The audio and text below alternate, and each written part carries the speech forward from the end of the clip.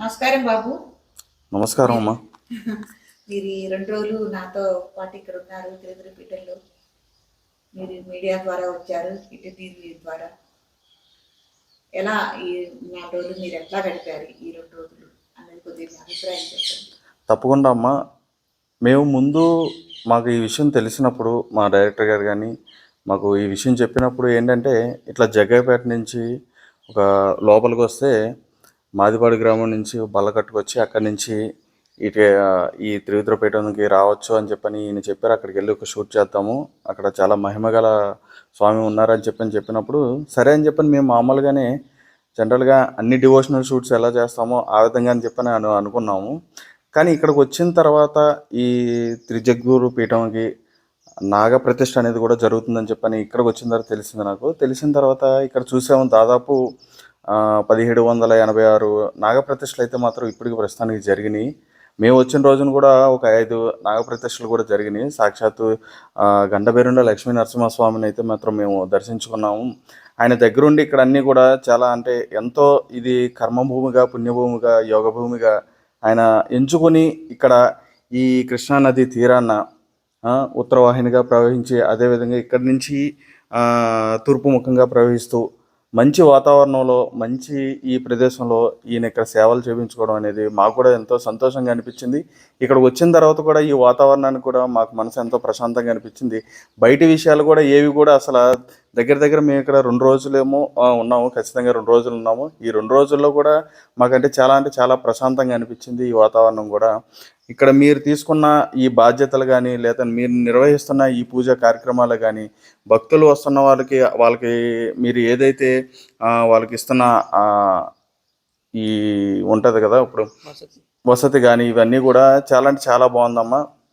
వచ్చిన భక్తులందరి చేత కూడా మీరు ఏంటంటే వాళ్ళందరికీ తలారా స్నానాలు చేయించిన తర్వాత వాళ్ళకి సూర్య నమస్కారాలు చేయించిన ప్రాతకాలను సూర్య నమస్కారాలు చేపించి ఇక్కడ మండపారాధనలని, కలశాధారణలని, అదేవిధంగా వినాయక పూజలు అని చెప్పని ఇట్లా హోమాలు అని చెప్పని ఇవన్నీ కూడా చేపించి తర్వాత వాళ్ళు ప్రతిష్ఠింపజేసే ఆ నాగప్రతిష్ఠలు ప్రతిమలు ఏవైతే ఉన్నాయో వాటన్నిటికీ కూడా మీరు ఆ యంత్ర పూజలు కానీ ఇవన్నీ ప్రాణప్రతిష్ఠలు కానీ ఇవన్నీ కూడా చేపించి లక్ష్మీనరసింహస్వామి వారి ఆశీస్సులు వాళ్ళకి ఇచ్చి ఆ వారి చేతులతోనే పూజలు చేపించి వారి చేతులతోనే ప్రతిష్టలు చేపిస్తున్నారు. అది ఎంతో చాలా ఆనందంగా అనిపించిందమ్మా మాకు కూడా.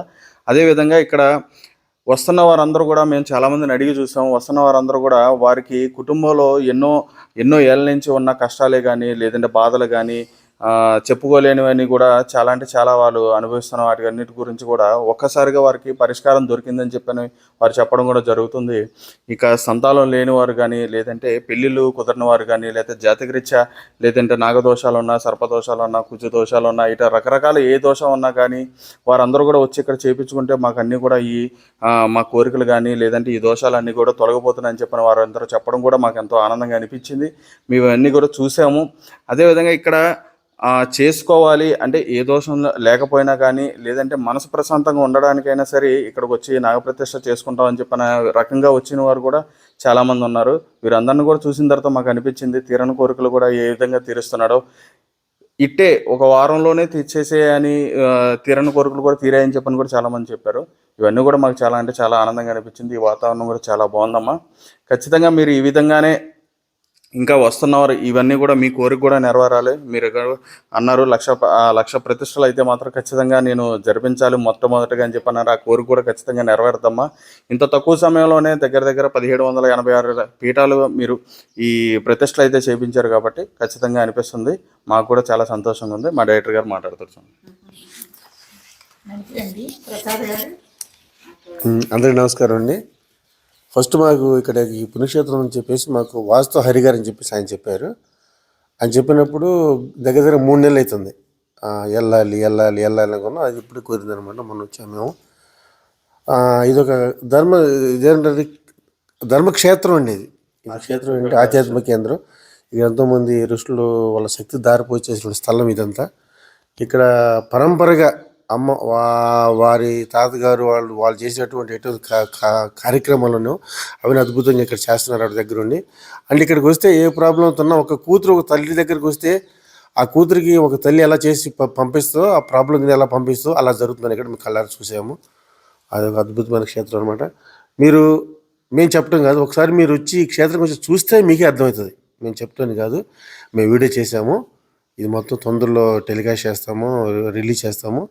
మీరు దాంట్లో చూస్తే మీకే తెలుస్తుంది ఇక్కడ ఏం జరుగుతుందో మీకే తెలుస్తుంది.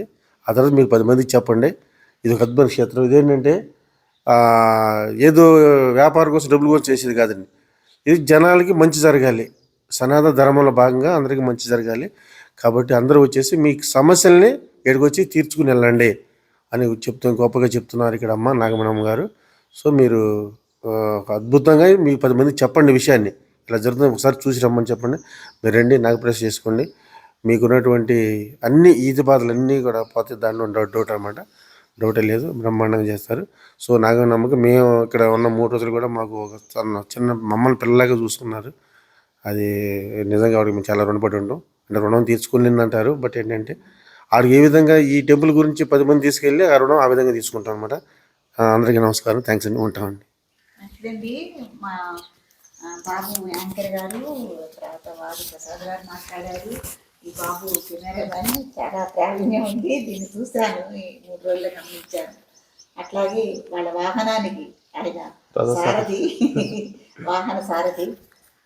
ఏంది తమ పేరు ఒకసారి? వెంకటేష్ గారు, బాబు అజయ్, శ్యామ్, తర్వాత ప్రసాద్ గారు వచ్చారు. చాలా సంతోషం అండి.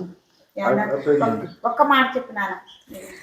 మాకు ఇక్కడికి వచ్చే ముందు అంటే టెంపుల్ షూట్స్ ఉన్నాయి, ఒక 3 days పడుతుంది అజయ్ అని చెప్పి అనుకున్నాం. మేము అనుకున్నాం రోజులో ఒక షూట్, టెంపుల్ షూట్స్ అంటే మామూలుగా అక్కడ సంబంధించిన షూట్ చేసుకొని రావడమే అనుకున్నాం. కానీ ఇక్కడికి వచ్చిన తర్వాత అర్థమైంది, ఇక్కడ ఇంత ప్రసిద్ధిగాంచిందా, ఇది ఒక్క రోజులో అయ్యేది కాదు అని చెప్పి ఆల్మోస్ట్ ఒక రోజు మొత్తం ఇక్కడే కేటాయించినాం. అయినా కూడా నెక్స్ట్ డే ఇంకేదో మిగిలి ఉంది అనే విధంగా ఉంది. ఇంకోటి అమ్మగారు సొంత పిల్లల టైం టు బాబు తినండి, బాబు తిన్న తర్వాత పని చేసుకోండి, బాబు అన్నీ మళ్ళీ ఇంట్లో అమ్మ ఎట్లా చూసుకుంటుందో అట్లా చూసుకున్నారు. మస్తు సంతోషంగా అనిపించింది. ఇంకోటి ఎప్పుడు వచ్చినా కూడా మీకు ఇక్కడ అమ్మ ఉన్నది అని చెప్పి ఒక మాట చెప్పారు, అది చాలా సంతోషంగా అనిపించింది. అసలు ఇక్కడ రావడం వల్ల ఫస్ట్ ఆఫ్ ఆల్ ఏంటంటే మన సమస్యలు మర్చిపోతాం. అది ఇక్కడ గొప్పతనం అనమాట. మనకు అక్కడ ఎన్ని టెన్షన్స్ ఉన్నా ఇక్కడికి రాగానే ఆ టెన్షన్స్, ఆ ఫోన్ కాల్స్ అవన్నీ పక్కన పెట్టేసి ఒక ప్రశాంతమైన జీవితం 2 రోజులు గడిపినా అనిపించింది. సంతోషం బాబు. నిజంగా ఇప్పుడు కూడా చెప్తున్నాను, ఎప్పుడైనా ఇది నీళ్ళు, మీరు ఎప్పుడైనా రావచ్చు, చక్కగా స్వామివారి దర్శనం చేసుకో. మేమే కాదు, ఇక్కడ ఎవరు వచ్చినా వాళ్ళు మళ్ళీ రావాలనిపిస్తుంది. అందరు బాగున్నారమ్మా. మా ఇంట్లో ఉన్నట్టు అనిపించింది, ఇక్కడ మళ్ళీ రావాలనిపిస్తుందమ్మా. ఇంకా వేరే చెప్పాలని ఏం లేదు. మళ్ళీ వస్తాం, తప్పకుండా వస్తాం మా ఫ్యామిలీ తీసుకొని. పిల్లలందరికీ రావాలి, క్షేత్రానికి రావాలి. అలాగే వ్యక్తిగతంగా కూడా మీరు కూడా ఈ క్షేత్రం ఉందని బంధువులకి, స్నేహితులకి, గండపల్లి నరసింహస్వామిని ఒకసారి దర్శింపచేయించండి. వాళ్ళు కూడా తరిస్తారు. మనం చెప్పడం వల్ల వాళ్ళకి కూడా తెలియని క్షేత్రం తెలుస్తుంది, దర్శనం చేసుకుంటారు, వాళ్ళకి కూడా ఈ పుణ్యం సుకృతం దక్కుతుంది. సరేనా? నమస్కారం. చాలా సంతోషం.